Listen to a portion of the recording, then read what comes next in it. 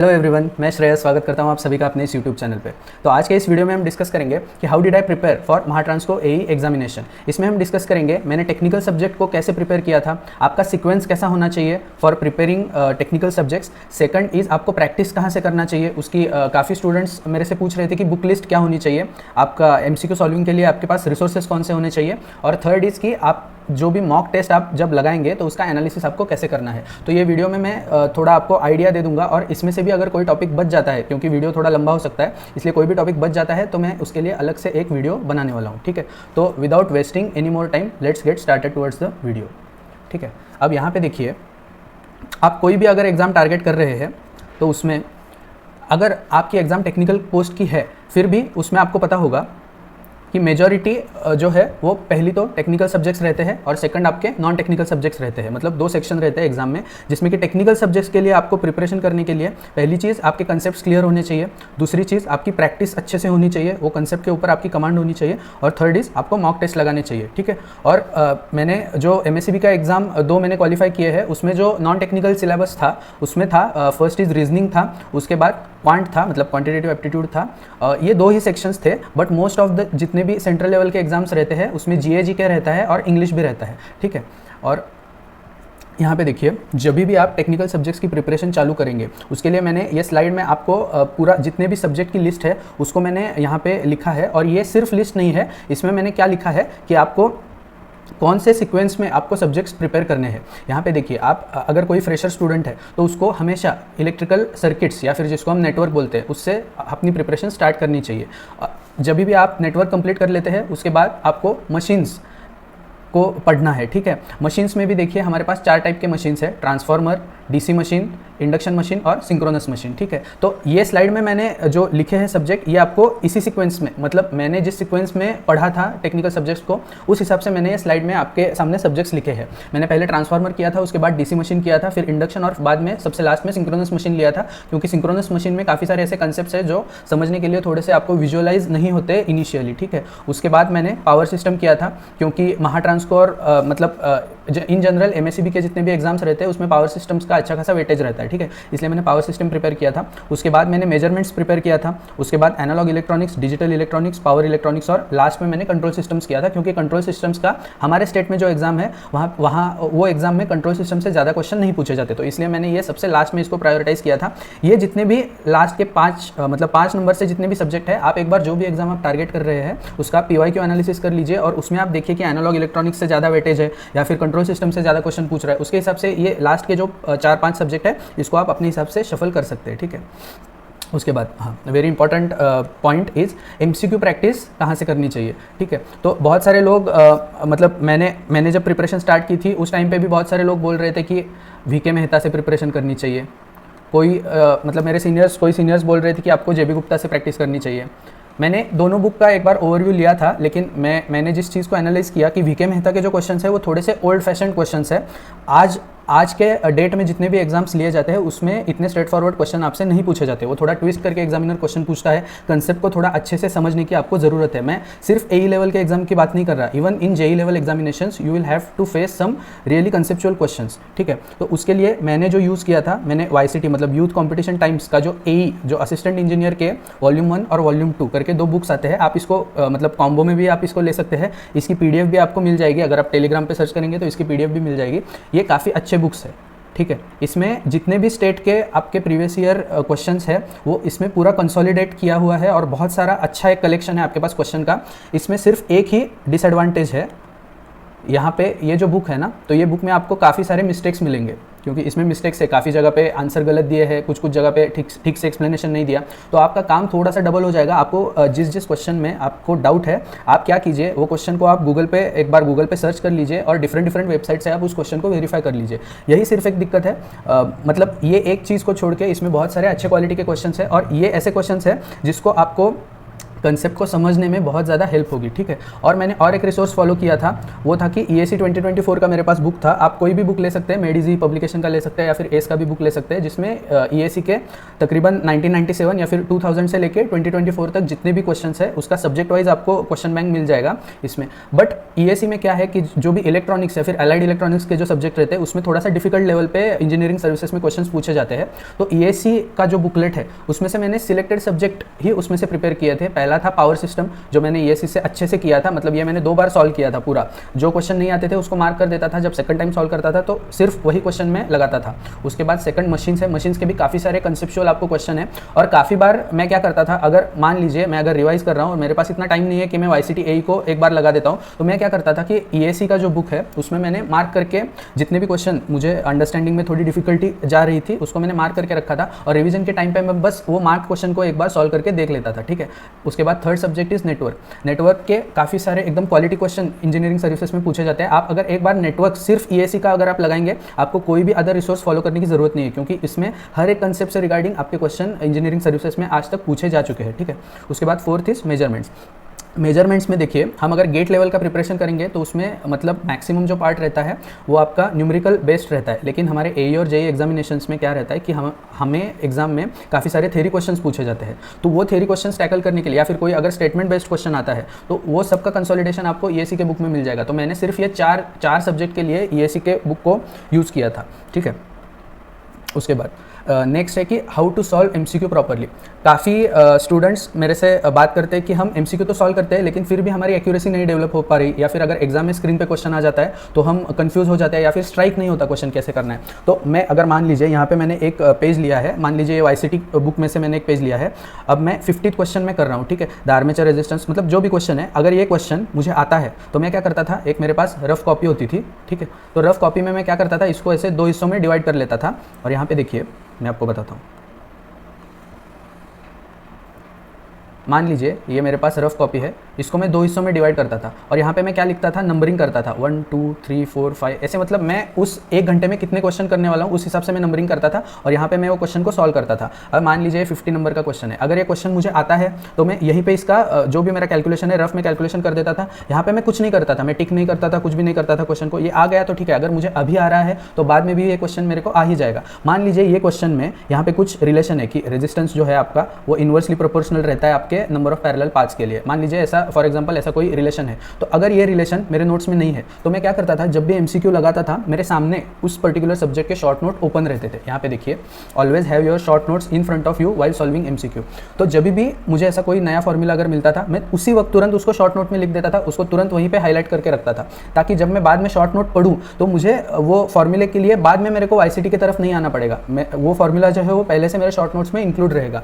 ये एक हैबिट से मेरे काफ़ी ज़्यादा मतलब क्वेश्चन रॉन्ग होने के जो चांसेस है वो काफ़ी ज़्यादा कम हो चुके थे, ठीक है। तो अगर मान लीजिए क्वेश्चन मैंने कर लिया, ठीक है, I will move towards the next question. मान लीजिए कुछ 53 क्वेश्चन है, मैं अभी क्वेश्चन नहीं देख रहा हूँ, मैं आपको फॉर एग्जांपल बता रहा हूँ। 52 क्वेश्चन अगर मुझे नहीं आता है तो मैं क्या करता था, इसको यहीं पे राउंड कर देता था, इसको राउंड कर देता था। उस टाइम पे मैं आगे चला जाता था, मैं उस क्वेश्चन में मतलब उसी टाइम में उसको गूगल नहीं करता था, कुछ नहीं करता था, क्योंकि क्या रहता है, आप अगर 1 घंटा देंगे तो 1 घंटे में आपको पूरा वो 1 घंटा क्वेश्चन सॉल्विंग के लिए यूटिलाइज करना है। मैं जल्दी से 53 नंबर के क्वेश्चन पे चला जाता था। अगर ये क्वेश्चन भी मुझे नहीं आता है मैं इसको मार्क कर देता था, मैं 54 की तरफ मूव ऑन होता था। मैं कोई भी एक क्वेश्चन में ना ज़्यादा टाइम वेस्ट नहीं करता था। और यही हैबिट मुझे मतलब बहुत ही यूजफुल रही जब मैं फाइनल पेपर देता था, क्योंकि मैं कभी भी मेरे साथ ऐसा नहीं हुआ कि एक सिंगल क्वेश्चन में मैं स्टक हो गया और उसके बाद में मेरे आगे जो क्वेश्चन आ रहे थे उसके लिए मुझे टाइम कम पड़ गया, ऐसा कभी भी नहीं हुआ, ठीक है। तो इसमें से इंपॉर्टेंट चीज़ क्या है, आपको टाइम बाउंडेड प्रैक्टिस करनी है। और अगर ऐसी कोई कंसेप्ट आपको मिलती है कि जो आपके शॉर्ट नोट में भी नहीं है और अगर आपको कुछ भी समझ में नहीं आया, आप उसको यूट्यूब पे सर्च कीजिए, उससे रिगार्डिंग जितना भी 10-15 मिनट का अगर मान लीजिए एक शॉर्ट वीडियो है, आप उसको वो कंसेप्ट को उधर ही आप क्लियर कर सकते हैं, ठीक है। उसको आप बाद के लिए मत रखिए, क्योंकि बात की बातें बाद में ही रह जाती है, ठीक है। आप कभी भी उसकी तरफ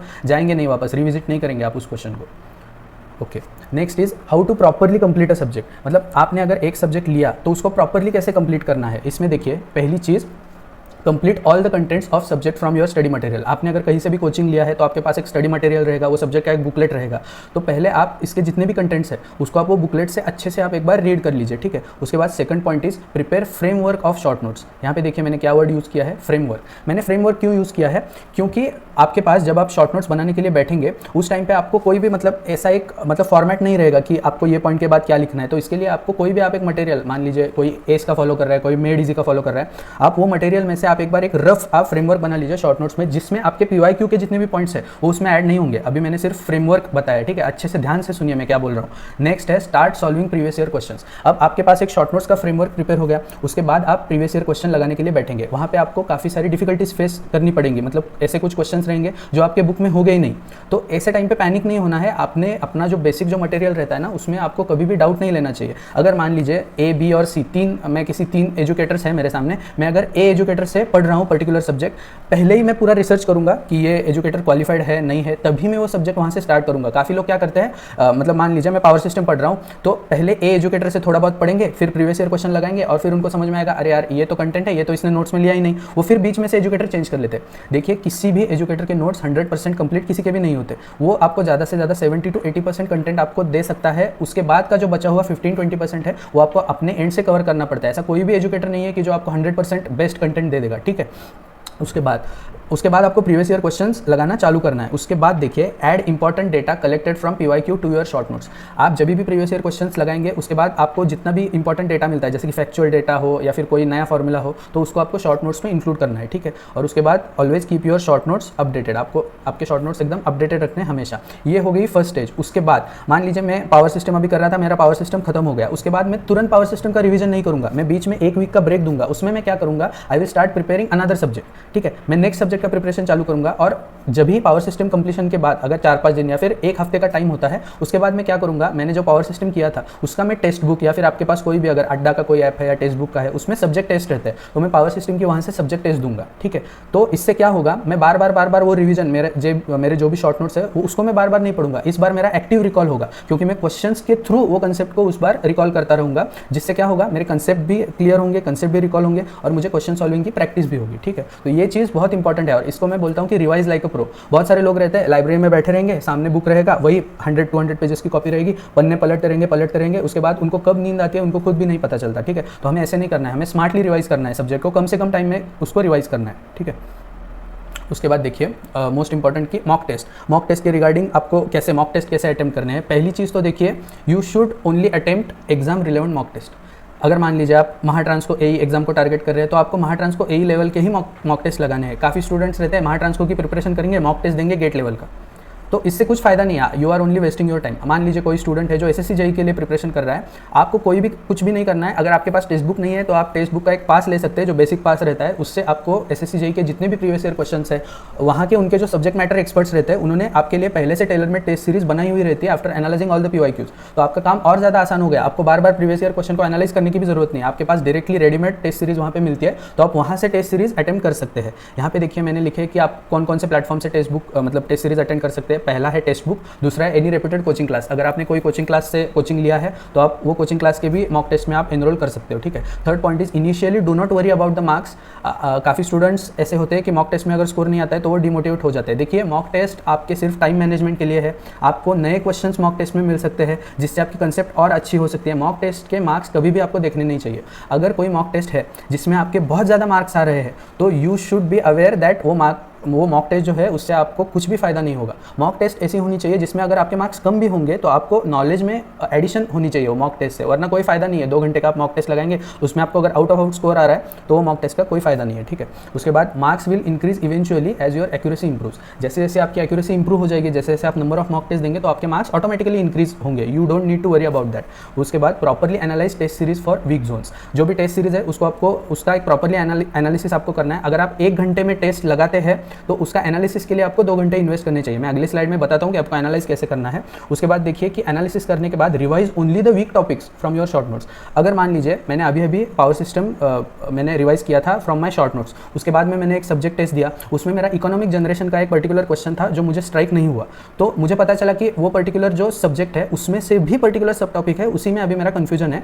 मैं तुरंत पावर सिस्टम के शॉर्ट नोट्स लूंगा, वहाँ से मैं इकोनॉमिक जनरेशन की तरफ जाऊँगा और वही पर्टिकुलर जितना भी सब टॉपिक है उसको अच्छे से रिवाइज करूँगा। वो सेम कंसेप्ट पे मैं और 1-2 जितने भी नए न्यूमेरिकल मुझे मिलते हैं मैं गूगल पे सर्च करूंगा, वो मिलते हैं उसको मैं वापस से प्रैक्टिस करूंगा, ठीक है। उसके बाद देखिए कि मॉक टेस्ट का एनालिसिस आपको कैसे करना है। पहली चीज़ तो आपको मॉक टेस्ट के एनालिसिस के लिए एक सेपरेट नोटबुक लगाना है। ऐसे नहीं कि कहीं पे भी लिख दिया वो नोटबुक, मतलब एक पहले स्टार्ट किया एक नोटबुक में, बाद में अलग अलग नोटबुक में आप लिखते जा रहे हैं, ऐसे नहीं, एक सिंगल नोटबुक आपको इसके लिए डेडिकेट करना है। अब इसमें देखिए अगर मान लीजिए आपका पेज है, इसमें देखिए पहले ऊपर मैं मॉक नंबर लिखूंगा, कौन से नंबर का मॉक आप दे रहे हैं वो मॉक नंबर आप लिखिए। उसके बाद आपको क्वेश्चन का नंबरिंग करना है 1 से लेके, मान लीजिए आपके पास अगर 50 क्वेश्चन है तो 1 से लेके 50 तक आपको मार्क करना है। उसमें देखिए अगर आपका फर्स्ट जो क्वेश्चन है वो आपका सही आ गया तो उसके वहाँ पे टिक करना है आपको। लेकिन अगर मैं उसका एक्सप्लेनेशन देखूंगा तो एक्सप्लेनेशन में मुझे 2-3 ऐसे कुछ पॉइंट्स है जो नए पॉइंट्स अगर मुझे मिले तो वो एडिशनल डेटा में यहीं पे लिख दूंगा। मान लीजिए 2 नंबर का मेरा क्वेश्चन रॉन्ग हुआ, उसका मैं क्वेश्चन लिखूंगा, उसका सोल्यूशन लिखूंगा, मतलब जो भी उसका एक्सप्लेनेशन है वो वहीं पे लिखूंगा। मान लीजिए ऐसे ऐसे मैं करता गया, 6 नंबर का जो क्वेश्चन है वो क्वेश्चन मेरे लिए पूरा नया था, मैंने कभी पहले वो टाइप का क्वेश्चन एनकाउंटर ही नहीं किया था, तो ये मेरे लिए न्यू कंसेप्ट है। तो इसको मैं क्या करूंगा, शॉर्ट नोट्स में ऐड करूंगा, ताकि फर्दर अगर एग्जाम में वो सेम कंसेप्ट से अगर क्वेश्चन फ्रेम होता है तो मेरा उस टाइम पे वो क्वेश्चन रॉन्ग नहीं होगा, ठीक है। और यहाँ पे देखिए after a span of 7 to 8 days keep revising this notebook.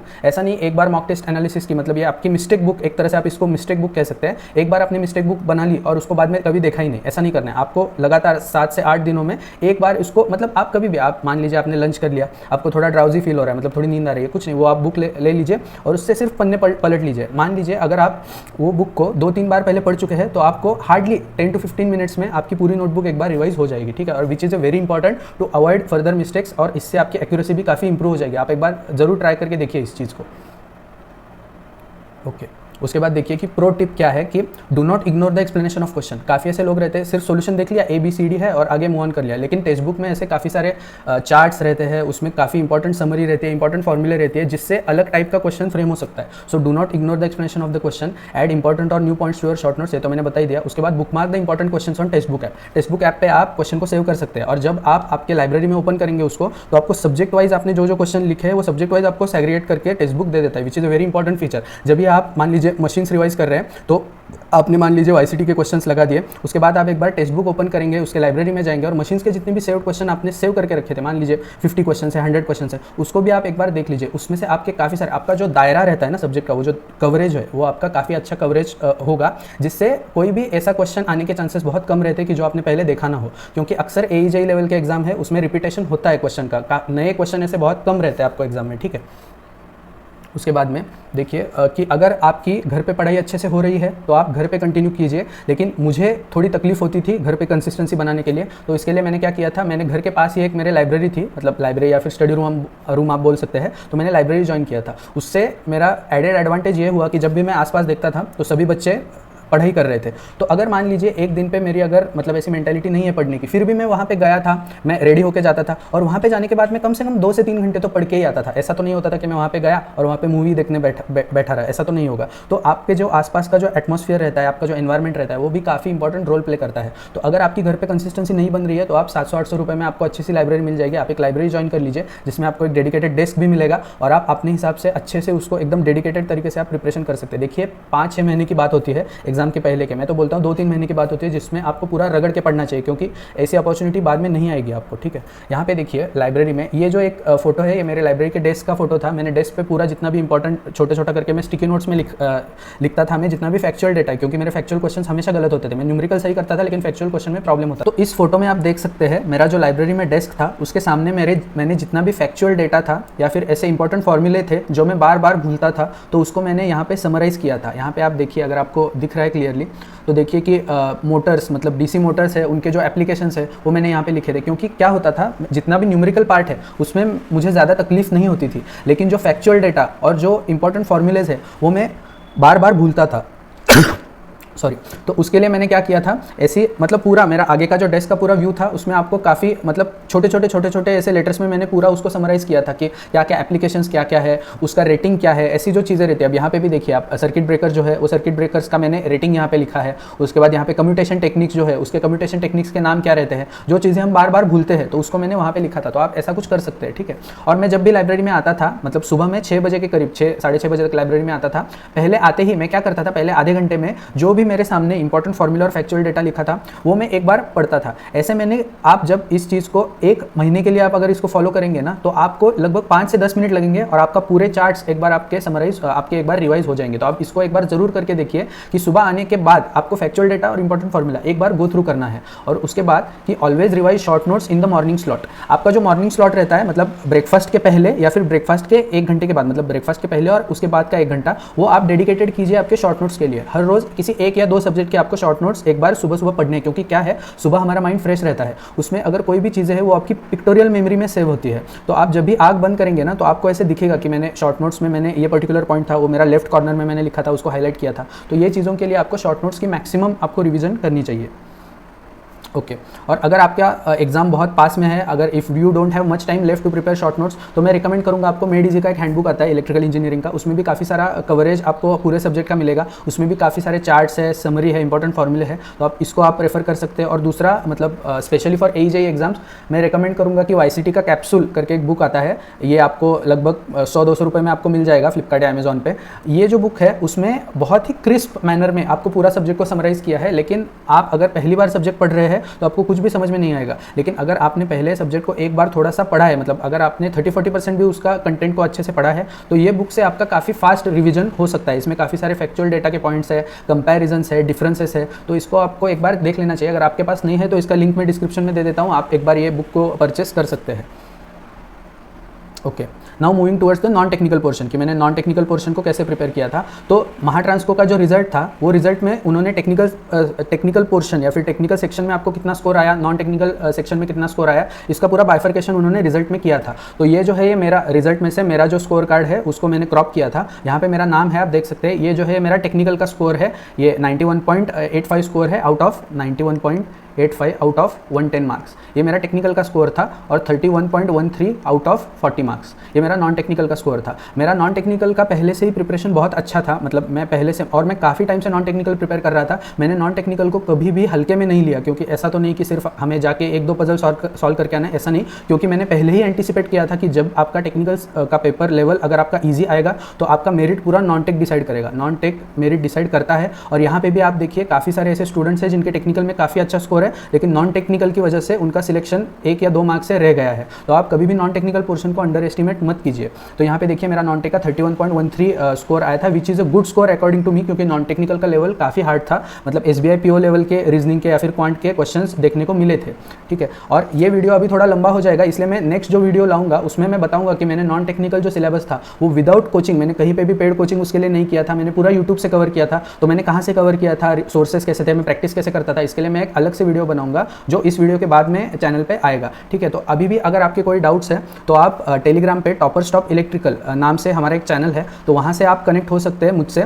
मैं उस चैनल का लिंक डिस्क्रिप्शन बॉक्स में प्रोवाइड करूँगा। तो तब तक के लिए आप मतलब पढ़ाई करते रहिए, जो भी आपकी कमियां हैं या फिर खामियां हैं उन पे काम करते रहिए, और जहाँ जितनी ज़्यादा आप प्रैक्टिस करेंगे उतना आप डे बाय डे इंप्रूव होते रहेंगे। ठीक है, तो thank you so much for giving me your valuable time. आपके जो भी डाउट्स हैं आप कमेंट बॉक्स में पूछ सकते हैं, I will try to answer all of them.